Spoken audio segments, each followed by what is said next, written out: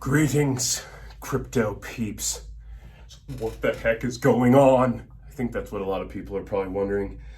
So, the truth is, nobody can predict Bitcoin in the short term. But we do know where it's going. This is a brand new asset class that hasn't happened in hundreds of years. The stock market's been around for over 100 years. So a brand new asset class is rising. And it crested $1 trillion, and then it dropped down to 700 million. So where's it going from here? It's going up, guys. It's going up. Can you imagine a scenario where in the 2020s, digital gold does not just explode? It's like we just discovered a new element, and it's the first element that the internet has given us. And it is gold. It is unbreakable, it is simple, it is divisible, and it always remains pure. There is no way to dilute this gold.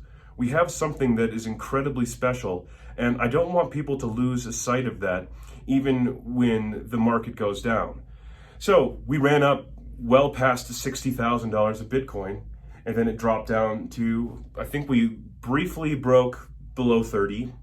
And now we're back up to around 38,000 of Bitcoin. That's incredible. Last year at this time, Bitcoin was at $11,000. It's 3x since last year. Is that not good enough? And it's crazy. The people outside of our industry think the numbers that Bitcoin is doing are unsustainable and that it's a giant Ponzi scheme. It's going to explode and it's going to fall to nothing. The people within the crypto industry seem to think that Bitcoin is a dinosaur, it's going to die, and that all these new fancy cryptos that are proof of stake or uses sharding or is some sort of hash graph, and they're all combined, and there's yield farming and all that stuff. They think, oh, that's going to replace Bitcoin. Bitcoin is old school. Guys, Bitcoin is not old school. Bitcoin is not going away. It is not a dinosaur. It's a giant. It's a giant monster eating up the old financial system.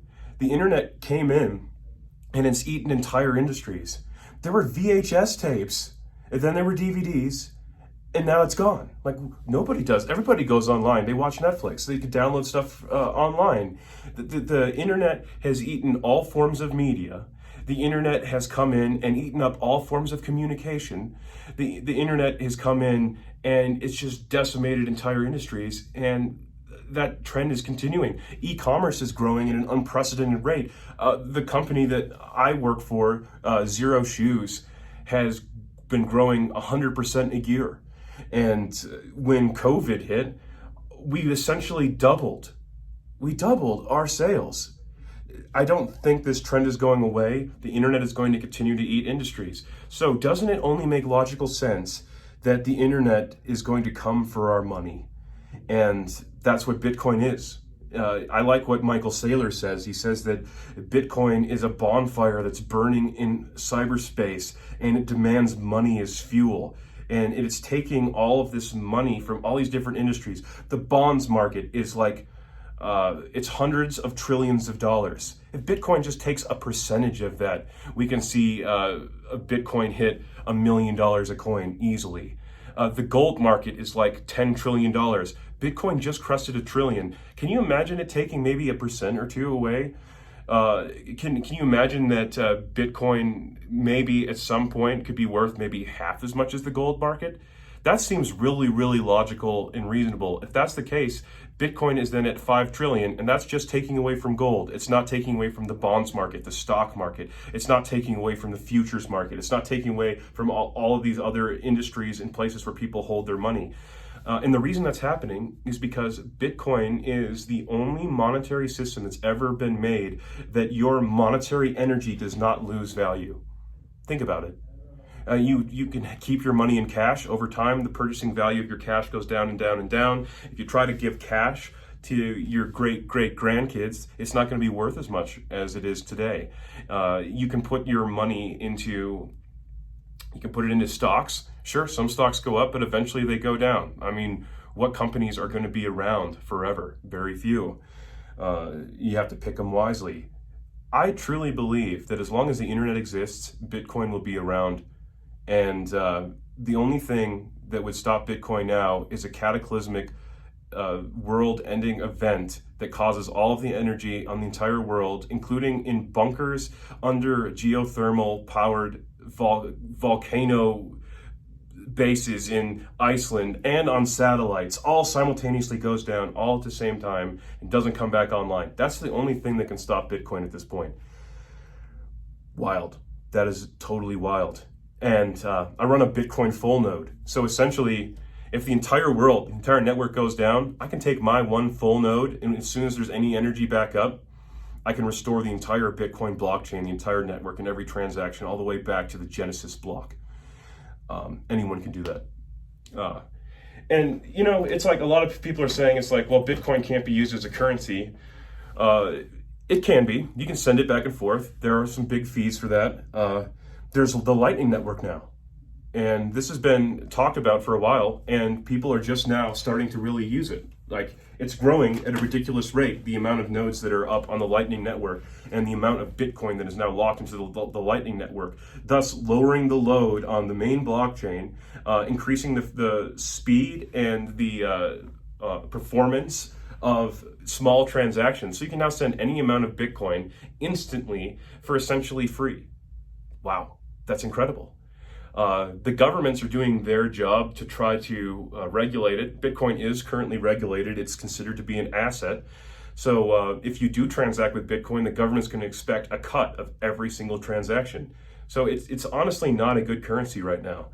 But it is an incredible store of value, and it is a currency. It's an excellent cross-border currency. And either the governments are going to get on board, or they're going to get left in the dust. And I truly hope that America decides to embrace the new technology like they embraced the internet, and we could become the freedom country again, because Bitcoin is freedom for the world. Everybody can now control their own destiny with Bitcoin. So to make this shorter, essentially, Bitcoin is not going anywhere. The price does fluctuate. You are in a very new asset class. Do not sell. Hold on. You have to keep your diamond hands. Diamond hands. So that's pretty much it for now. I'd say don't worry about the short term. I still believe that stock to flow could have us see Bitcoin break 100 grand by the end of the year. But I'm a crazy bull and a crazy optimist, and with everything I've seen happen in this year, I feel like it's like a Bitcoin perfect storm, and I just want to see it become adopted worldwide, and it's happening. A country has now made it legal tender. Mining has now stopped in China, which was controlling 60% of the hash rate. That's now more evenly distributed around the world. America is picking up the slack. So Bitcoin is now more decentralized than ever. The network is stronger than ever. I can't see, I mean, we have multi-billion-dollar corporations putting it on their balance sheets. People are now putting it in their retirement funds. It's not going away. This is an excellent year for Bitcoin, no matter what anybody says. It broke its all-time high, and it's still sitting at 3 times where it was last year. And we still have room to grow for the rest of the year. So I would just keep buying Bitcoin. I dollar cost average into Bitcoin. In a sense, I'm just mining my fiat. And I'm doing this because I honestly think it's the best thing for the future. So it's up to you. I'll see you on the other side.